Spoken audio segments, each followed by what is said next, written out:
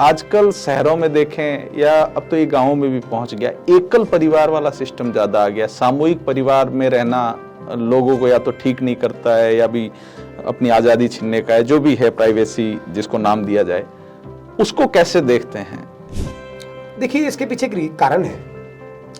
कारण इतना बड़ा ये है कि वैमनस्यता उत्पन्न हो गई, डीएनए बिगड़ गया ना सर, और उसकी फोरेंसिक जांच तो कोई करा नहीं रहा है, सबका बिगड़ गया।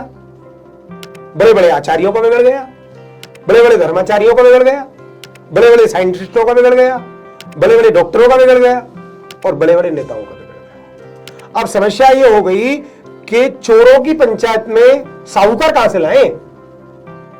धर्माचरण तो करना नहीं चाहते क्योंकि हम एक संविधान की जिंदगी जी रहे होते हैं, संविधान की बेड़ियों में बंधे हुए हैं। संविधान जिस परिवेश में बना, जिस सिचुएशन में बना, क्या आजीवन चलेगा? लेकिन हमारा वेद कहता है, हमारे वेदाचार्यों ने कहा, हमारे सनातन प्रेमियों ने कहा, जो संस्कृति की धरोहर को बचाने वाले जो हमारे वैदिक सिद्धांत के लोग थे, उन्होंने ये कहा कि ये ग्रंथ इस समय ही मान्य होगा। जैसे मनुस्मृति ग्रस्त जीवन के लिए कलयुग में उसका कोई उदाहरण मान्य नहीं है। कार्येषु मंत्री करनेषु दासी भोजेषु माता सहनेषु रंभा रंगे सखा लक्ष्मणा से प्रिया में मनुस्मृति का 3165वां श्लोक है।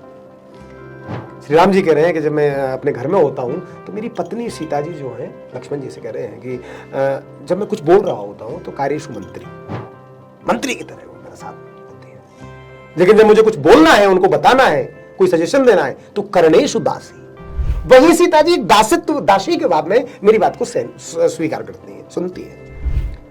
भोज्येषु माता, और वो किचन में खड़ी हुई होती है तो मैं ही ये मतलब महसूस करता हूं कि शायद माता कौशल्या भोजन बना रही है।